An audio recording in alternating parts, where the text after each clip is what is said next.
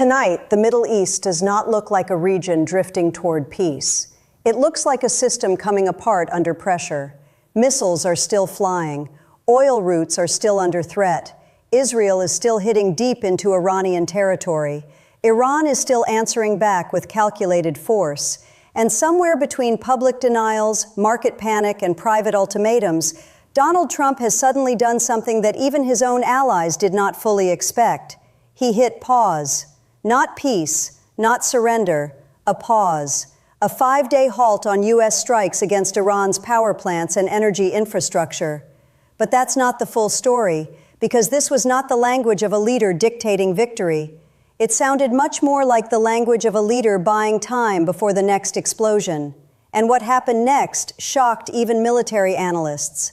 Out of all the powers trying to shape this war, one country quietly moved from the margins to the center of the board: Pakistan. To understand why this moment matters, you have to start with the scale of the chaos. This war did not remain a contained exchange between Israel and Iran. It widened, hardened, and dragged Washington deeper into direct confrontation. Trump had spent days issuing threats about the Strait of Hormuz, warning that if Iran did not reopen the strategic waterway, the United States would obliterate Iranian energy targets. Then came the reversal. Trump told reporters he was giving diplomacy 5 days. 5 days before the next decision. 5 days before more bombing, if no breakthrough emerged. Markets immediately reacted. Oil dropped. Investors exhaled. But Tehran did not. Iranian officials publicly denied that formal talks with Washington were even happening, accusing Trump of manipulating markets and trying to escape what one Iranian figure called a quagmire. That contradiction is the heart of this story. The White House says diplomacy is moving. Iran says Washington is talking to itself. So if the two sides aren't openly talking, who is carrying the messages? And this is where everything changes. Because while Washington projected confidence, Iran projected endurance. The image Tehran wanted the world to see was not one of collapse, but controlled retaliation. Iranian commanders kept signaling that the Republic still had teeth, still had reach, still had escalation dominance in areas that matter: missiles, proxies, and the choke point of Hormuz. Today's updates only deepen that image. According to the BBC's live coverage, an IRGC commander said Iran targeted Dimona and Haifa as a direct message in response to Trump's threats against Iranian power plants. Reuters has also reported that Iran's leverage remains centered on two assets it refuses to surrender: its ballistic missile program and its ability to effectively control or disrupt the Strait of Hormuz. That matters because in war,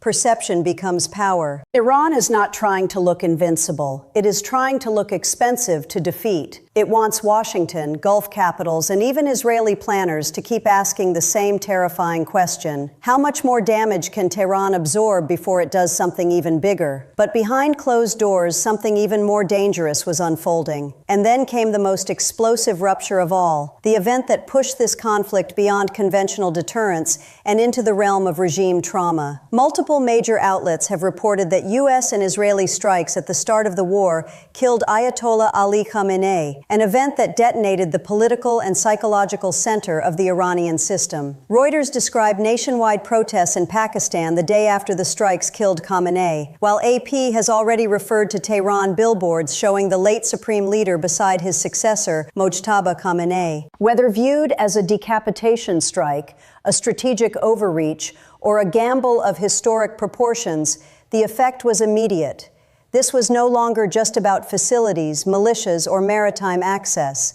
It became a war fused with succession, vengeance, legitimacy, and survival. In that environment, every missile launched by Iran carried a second message beyond military retaliation. The leadership may have been hit, but the state was still capable of organized punishment. And for Trump, that created a nightmare scenario, because a war that was supposed to break Iran instead risked hardening it. That is the piece many people still do not fully understand. Trump's 5-day pause has been described by supporters as leverage. His critics call it a climb down. The truth may be darker than either version, because the pause came at the exact moment the White House was trying to project momentum while also facing widening questions. Were the war aims realistic? Could Israel keep escalating without dragging the U.S. into a longer conflict? Could Washington actually shut down Iran's military options without triggering an uncontrollable energy shock? Even the BBC noted that Trump's message may have been less a breakthrough than a move by a president who had put himself in a difficult spot and needed more time. NBC quoted an analyst saying the administration looked cornered and needed an exit. That is why this ceasefire window matters, not because it proves peace is near, but because it suggests pressure is no longer flowing in just one direction. Trump may still talk like the man holding the cards, but the battlefield, the markets, and the diplomacy all suggest he is suddenly playing defense. And yet, if Washington needed an exit ramp, it could not come from nowhere. The Gulf states were too exposed. Turkey had its own calculations. Egypt could relay messages. But none of them possessed the exact combination of military standing, geographic relevance, and political ambiguity required for a credible backchannel. Pakistan did. That is why Islamabad's emergence is not a diplomatic side note. It may be the most important strategic development in the war right now. Reuters reports that Pakistan has been shuttling messages between the U.S. and Iran since the conflict began, passing at least half a dozen messages through backchannels. NBC says Pakistan is among the countries acting as go-betweens and may host in-person talks in the coming days. AP reports the U.S. agreed in principle to talks in Pakistan. Trump even amplified Prime Minister Shehbaz Sharif's public offer to host negotiations. Suddenly, Pakistan is not watching history. It is writing part of it. But why Pakistan? Why now? And why would Tehran trust Islamabad at a moment like this? The answer lies in a rare geopolitical balance that almost no other state can offer. Pakistan maintains workable ties with Washington. It also has long, complicated, but durable ties with Tehran. Unlike Gulf monarchies, Pakistan does not host U.S. military bases on its soil, a detail that analysts told Reuters gives it unusual credibility in Iranian eyes. It shares a border with Iran, feels the immediate spillover from energy disruption, and has its own domestic reasons to prevent this war from spiraling further.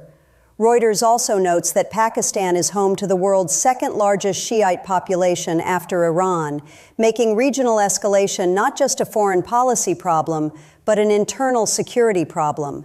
And then there is the deeper symbolism. Since 1979, Pakistan has hosted Tehran's de facto diplomatic mission inside its embassy in Washington.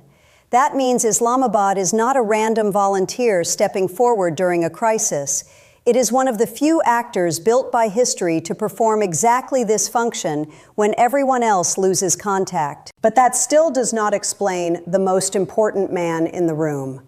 Because behind Pakistan's mediation effort stands a figure whose relevance goes beyond ceremony, Field Marshal Asim Munir. In ordinary times, that title would read as domestic prestige. In wartime diplomacy, it reads as strategic authority. Reuters reports that Munir has built a close relationship with Trump and spoke with him by phone on the same day Washington said mediation efforts were underway.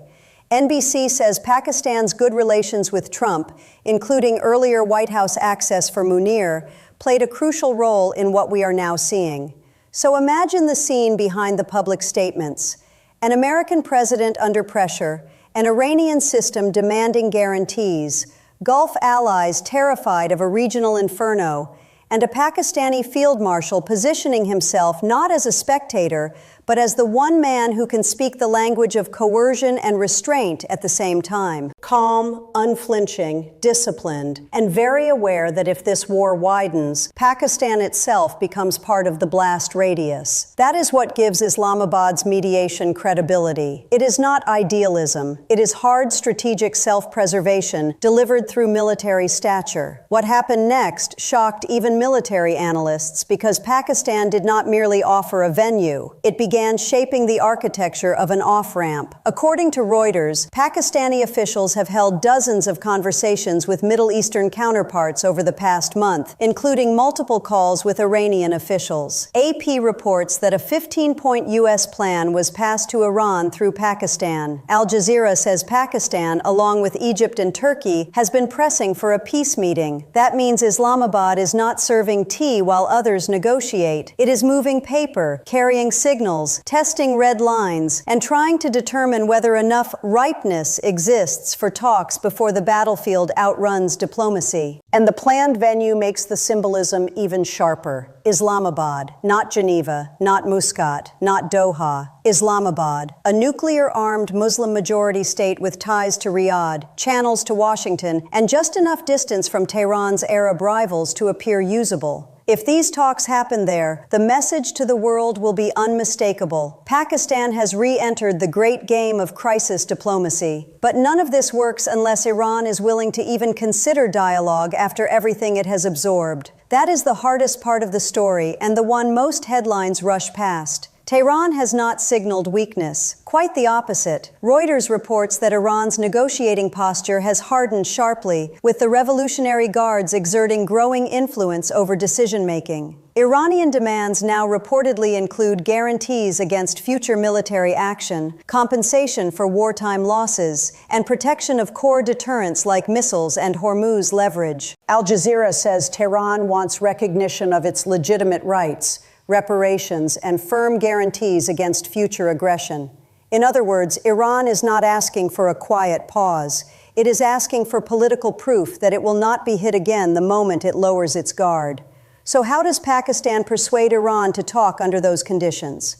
Not by asking Tehran to trust Washington, by asking Tehran to trust the process long enough to test whether Washington is finally feeling the cost of this war. And this is where Pakistan's military credibility matters more than its diplomacy. Iran does not need another country telling it to be reasonable. It needs a messenger that understands deterrence, prestige, and strategic humiliation. A messenger that knows when a state can pause without appearing broken. That is why Islamabad's role has weight. It can tell Tehran with a straight face that talking does not mean surrendering. It means locking in gains, widening divisions inside the U.S.-Israel camp, and forcing Washington to negotiate from a less dominant position than it expected. Even Reuters sourcing suggests possible Iranian delegates could include Parliament Speaker Mohammad Bagher Khalibaf and Foreign Minister Abbas Araghchi if talks become serious. That alone is revealing. Iran is not sending poets. It is preparing to potentially send men tied to power, legitimacy, and the language of state survival. But that's not the full story, because even as mediation advances, Iran keeps firing. That is not a contradiction. That is the strategy. Strike, survive, negotiate, and never appear cornered. Meanwhile, Trump is trying to sell two realities at once. In one reality, he is the deal-maker who forced Iran toward compromise. In the other, he is the wartime president ready to resume bombing if diplomacy fails. Listen carefully and you can hear the tension. He says the talks are productive. Iran says they are not happening. He says there is a very good chance of a deal. Tehran says Washington's demands are maximalist and unreasonable. He says the U.S. may be close to settlement. Iranian figures accuse him of trying to manipulate financial and oil markets. This is not coherent diplomacy. It is crisis messaging under stress. AP says even Israeli officials were reportedly surprised by the submission of the 15-point U.S. plan. BBC openly raises the possibility that Trump's move is simply an attempt to buy time. NBC describes the 5-day halt as an about-face from his earlier ultimatum. And when a leader shifts from obliteration to delay in the middle of a live regional war, adversaries notice, allies notice, markets notice. Everyone starts wondering the same thing. Is Trump negotiating from strength, or is he trying to get out before the next round gets worse? Now look at the secret map that may be forming beneath the public one. U.S. envoys, Pakistani intermediaries, Iranian responses, Egyptian contacts, Turkish involvement, Gulf state anxiety, reports of possible meetings in Islamabad later this week. Reuters says U.S. Vice President J.D. Vance Pence, Steve Witkoff, and Jared Kushner were expected to take part if talks moved forward. NBC says in-person talks in Islamabad are under discussion. This is how wars sometimes pivot, not with a peace treaty, not with a handshake on camera, but with a thickening fog of denials that suddenly becomes a meeting no one can afford to publicly own until it succeeds. That is why today's update matters so much. The military war is still active, but the diplomatic war is now active too. And in some ways, the second war may be more dangerous, because if expectations rise and the Islamabad channel collapses, the return to open force could be even more violent than what came before. The pause then becomes not peace, but prelude. There is another layer here that makes Pakistan's role even more extraordinary. Islamabad is not only mediating because it can, it is mediating because failure would hurt it directly. Reuters notes that Pakistan has suffered fuel disruptions from the war and fears a prolonged spillover from Iran into its own territory. NBC points out that Pakistan depends heavily on Gulf energy imports and has been hammered by the regional shock caused by the Strait of Hormuz crisis. So when Pakistan steps forward, it is not playing peacemaker for applause. It is acting like a frontline state trying to stop a fire before it reaches its own house. And that creates a different kind of seriousness. States that are insulated can posture. States at risk become practical. That practicality is precisely what gives Islamabad its edge. It is prepared to speak with the Americans, reassure the Saudis, keep lines with Iran, and use military credibility to convince each side that the other may actually be ready for a controlled pause. Not a forever settlement, just a pause that prevents the region from crossing another irreversible line. Still, the obstacles are brutal. Al Jazeera reports that analysts see Israel as a central spoiler because it does not want the war to end on terms that leave Iran standing. Reuters says Israeli sources doubt Tehran will accept what they believe are core U.S. demands, especially over missiles and nuclear restrictions. Iran, for its part, reportedly wants reparations, guarantees, sanctions relief, and a new legal framework over Hormuz, conditions Washington is unlikely to accept outright. This is why the Islamabad track is so tense. The gap is not just wide, it is philosophical. The U.S. wants de-escalation that weakens Iran. Iran wants de-escalation that proves it was not broken. Israel wants strategic rollback. Pakistan wants regional stabilization. None of these goals fully align. So when you hear the word talks, do not picture calm conference tables and drafted communiques. Picture something far darker, competing powers using diplomacy as another battlefield, each side trying to lock in advantages before the next missile changes the entire equation. And that is why the biggest question tonight is not whether peace is coming, it is whether this is real peace at all. Is Trump truly negotiating or buying time? Is Iran seriously considering dialogue, or simply using the pause to harden its bargaining position while preserving its deterrent image? Is Pakistan opening a historic diplomatic corridor, or standing between two powers that are only pretending to want a settlement? Those questions are not rhetorical flourishes. They are the core uncertainty driving everything that happens next. Even the strongest reporting today points to the same conclusion. The wheels of diplomacy may be turning, but they are grinding against mistrust, humiliation, strategic ambition, and raw fear. This is not the end of the crisis. It may not even be the beginning of the end. It may be the moment both sides realize the price of continuing immediately was becoming harder to control than the risk of talking. So if Islamabad does host these talks, remember what that would mean. It would mean a nuclear-armed South Asian state, once seen largely through the lens of domestic instability and regional rivalry, has suddenly become the hinge point in the most dangerous Middle East war in years.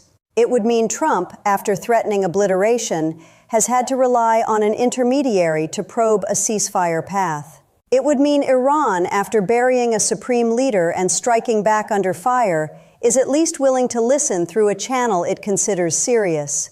And it would mean the old hierarchy of crisis management is shifting.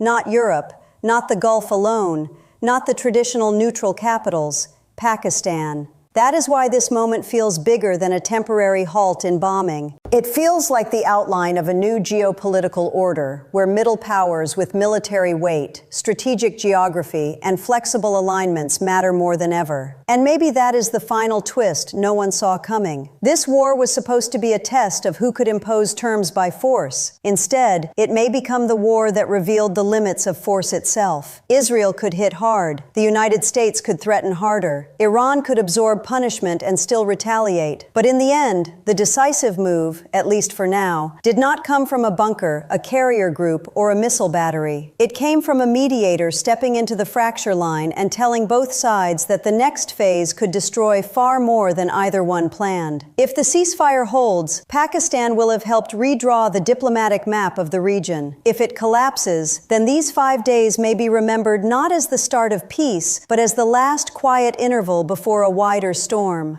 Either way, the world is no longer just watching missiles. It is watching Islamabad. And the question hanging over everything tonight is the one that should keep every viewer, every investor, and every government awake. Are we witnessing the first draft of a new balance of power, or just a pause before something even more catastrophic begins?